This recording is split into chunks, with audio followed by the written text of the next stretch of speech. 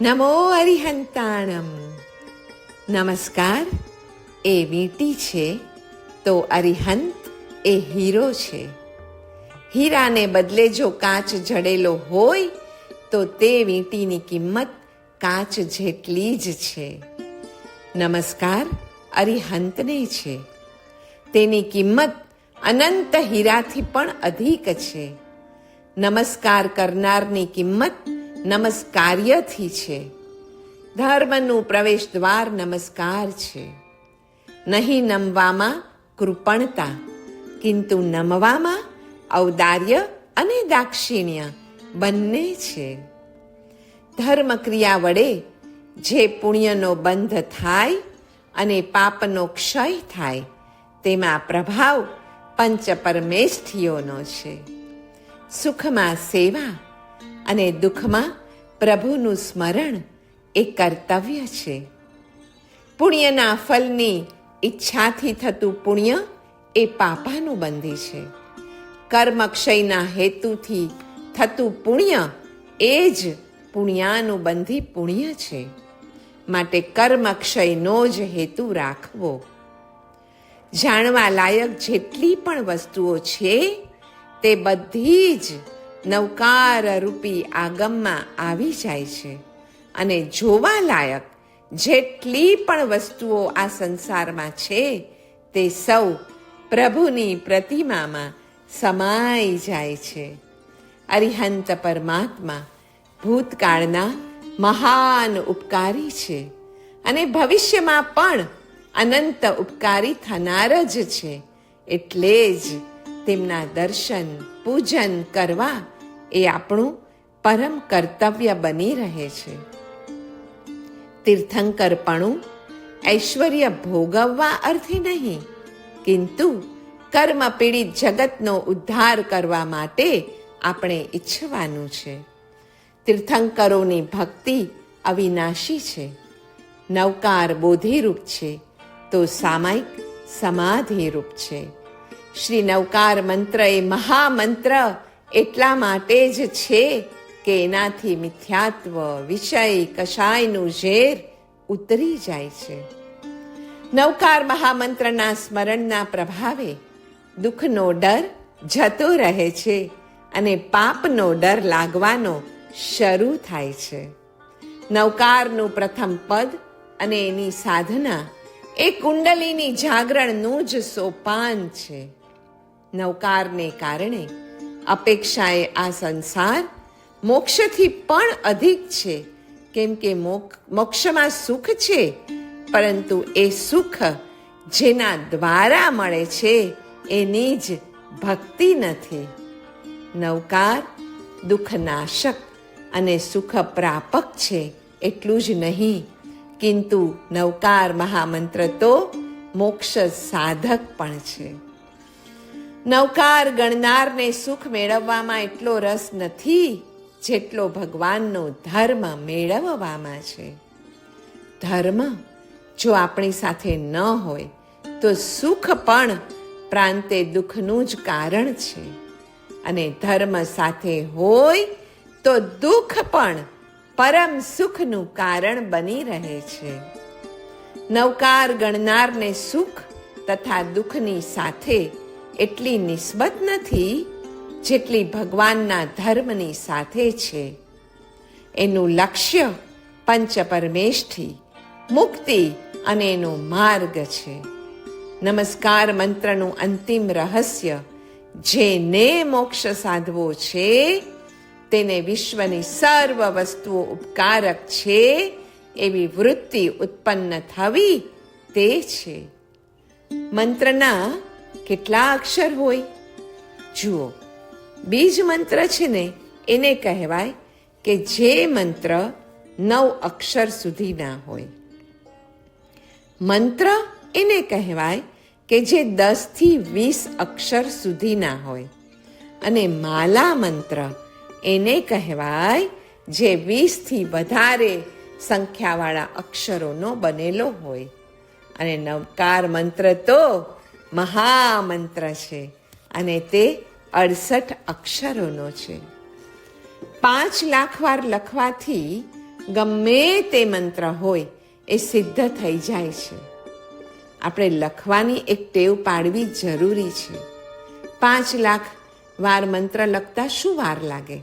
આપણું આયુષ્ય લાંબુ છે અને તેમાં અવકાશ ઘણો છે. માત્ર અરિહંત એ મંત્ર લઈએ તો 5 લાખ વાર ગણતા અને એને લખતા વળી વાર કેટલી? નૌકા જપ એ નામ સાંભળ્યું છે? એ કેટલી વાર કરવાનો હોય છે તેની જાણ છે? જુઓ, 9 કરોડ, 9 લાખ, 9,000, 900 અને 9 વાર કરીએ એને નૌકા જપ કહેવાય. જેમ સમુદ્રમાં અહર્નિશ ગર્જન થતું રહે છે, તેમ જાપના મંદ મંદ અવાજની નિયમિત ગતિથી વાયુમંડળમાં એક પ્રકારનો અનાહત નાદ સતત ગુંજતો રહે છે.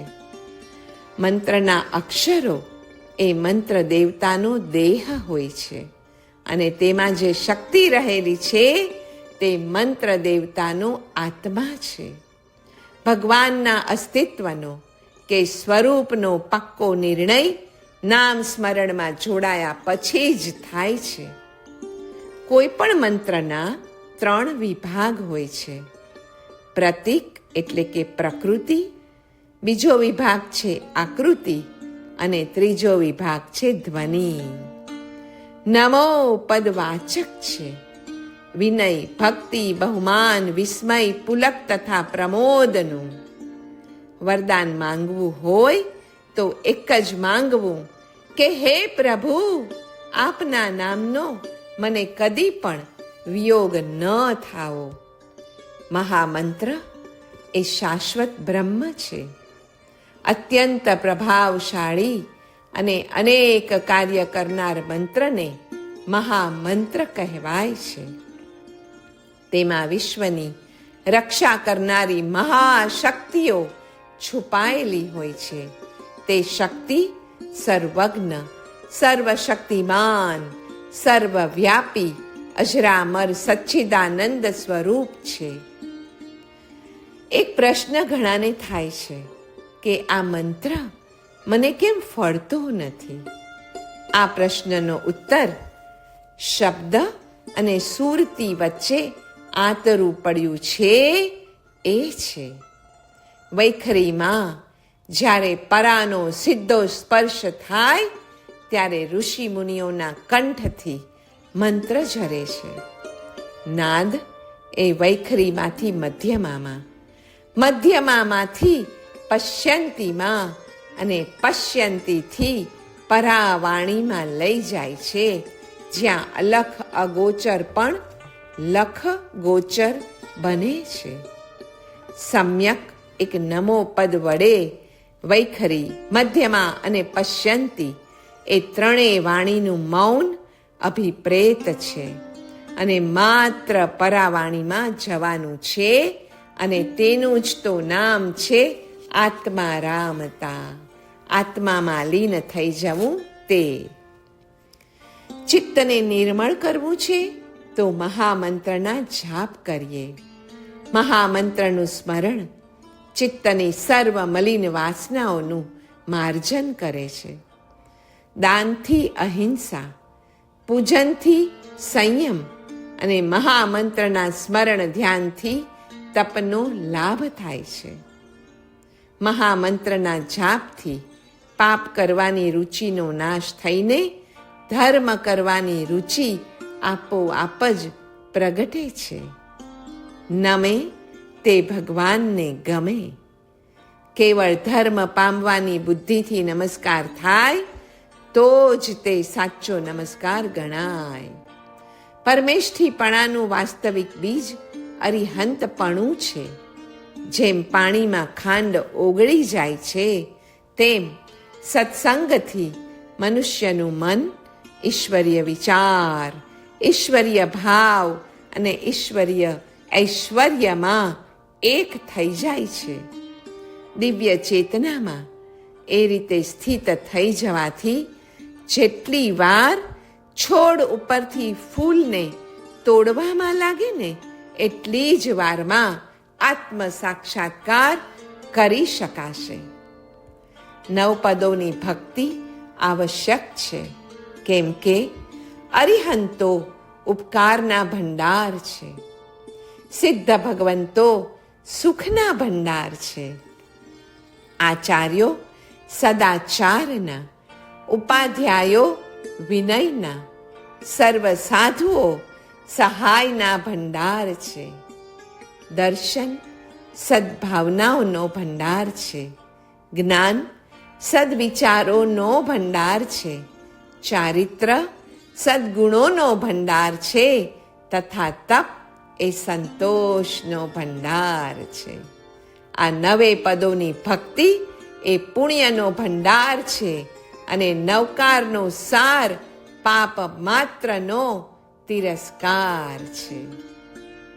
મંત્રની પૂર્વે તાર ઓમ, માયા હ્રીમ અને રમા શ્રીમ બીજ લગાડીને 108 વાર જો જાપ કરીએ, એટલે કે ઓમ હ્રીમ શ્રીમ નમો અરિહંતાણમ, એવી રીતે જો 108 વાર જાપ કરીએ તો દીપન સંસ્કાર થાય છે.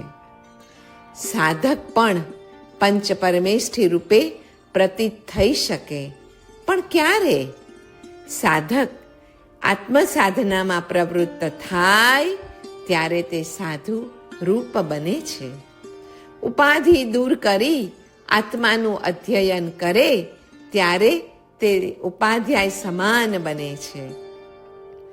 સાધક જ્યારે જ્ઞાન આદિ આચારમાં પ્રવર્તે ને ત્યારે આચાર્ય સમાન બને છે. અરે તે ઘાતી કર્મને હણે છે ત્યારે તો સ્વયં અરિહંત બની જાય છે એટલા સમય માટે, અને અઘાતી કર્મને પણ હણે ત્યારે તે સિદ્ધ સ્વરૂપી બની જાય છે. નવકાર એ ગંગા જળ છે, તેમાં ઝીલનારના પાપ પંક ધોવાઈ જાય છે. નવકારમાં દુષ્કૃત ગર્હારૂપી જલ છે, સુકૃત અનુમોદના રૂપી વસ્ત્ર છે, અને શરણ ગમન રૂપી આભરણ કે અલંકારો છે. મનરૂપી વસ્ત્ર રોજ ને રોજ વિષય કષાય રૂપી ધૂળમાં રગદોળાય છે, અને તેથી તે મેલું થાય છે. તેને ધોવાની ક્રિયા પણ એટલે નિરંતર થવી જોઈએ. નવકાર મહામંત્રનું સ્મરણ કરતી વખતે વિષય કષાય ઉપર વિજય કરનારનું ધ્યાન થાય છે, જે અંતઃકરણ રૂપી વસ્ત્રને ધોવા માટે નિર્મળ જળનું કામ કરે છે. શ્રદ્ધા એટલે પ્રભુએ કહેલા ધર્મનું સેવન કરવાનો અભિલાષ. શ્રદ્ધાપૂર્વક જેને નમીએ તે જે વસ્તુ પામ્યા હોય તેની અભિલાષા હોય તો ભાવ નમન, અન્યથા તે ભાવથી નમન કરેલું ન ગણાય. નવકાર ગણનારમાં સિદ્ધપણું અને સાધુપણું મેળવવાની અભિલાષા હોય જ, એટલું જ નહીં પણ અરિહંતને નમનારમાં અરિહંતની જેમ અનેક જીવોને નહીં પણ સર્વ જીવોને મોક્ષે લઈ જવાની અભિલાષા પણ હોય જ. તો આ નવકાર જાપથી શું મળે? નવકારથી શાંતિ, તુષ્ટિ, પુષ્ટિ મળે છે. એનું કારણ દુષ્કૃત ગર્હા વડે શાંતિ, સુકૃતોની અનુમોદના દ્વારા તુષ્ટિ અને શરણગમન દ્વારા પુષ્ટિ મળે છે. જે સારું લાગે તે સૌ જીવોને પમાડવાની ભાવના તથા હું સુખી થાવ એમ નહીં, પણ સૌ જીવો સુખી થાય તો જ હું સુખી થાઉં, એ ભાવના અરિહંતપણાનું બીજ છે.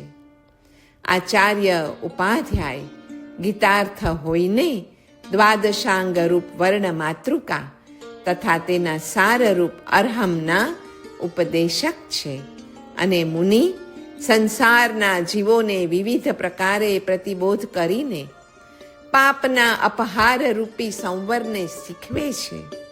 નવકારનો સાર ઓમ, અવ્યય રૂપ નમો અને સિદ્ધમ મળીને પંચાક્ષર પંચમંગળ બને છે, જેનો સાર અરહમ છે.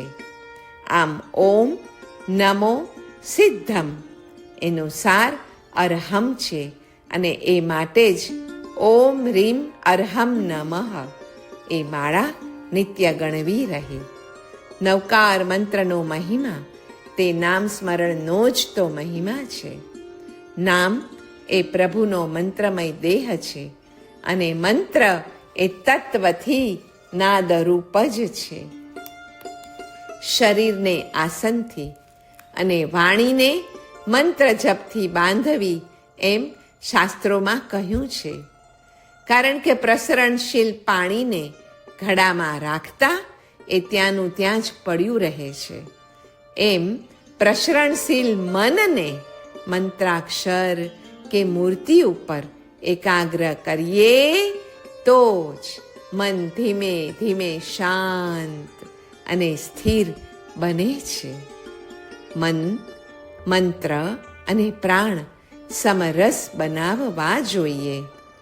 નવકારનો સાર ઓમ નમઃ સિદ્ધમ અને તેનો સાર છે અરહમ. મોક્ષ કે પૂર્ણતા એટલે જીવનું પોતાના અસલ સ્વરૂપ સાથેનું અનુસંધાન.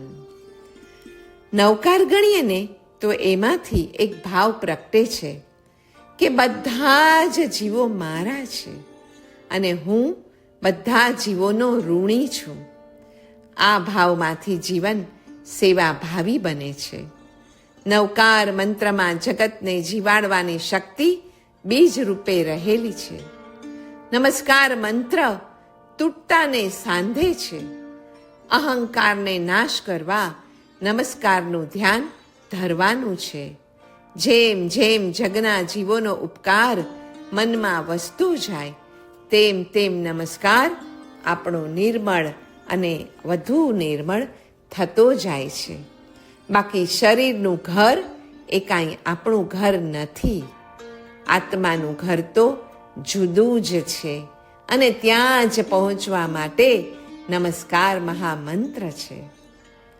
પરમ ઉપકારીને કરેલો નમસ્કાર બધા જ પાપનો નાશક બને છે.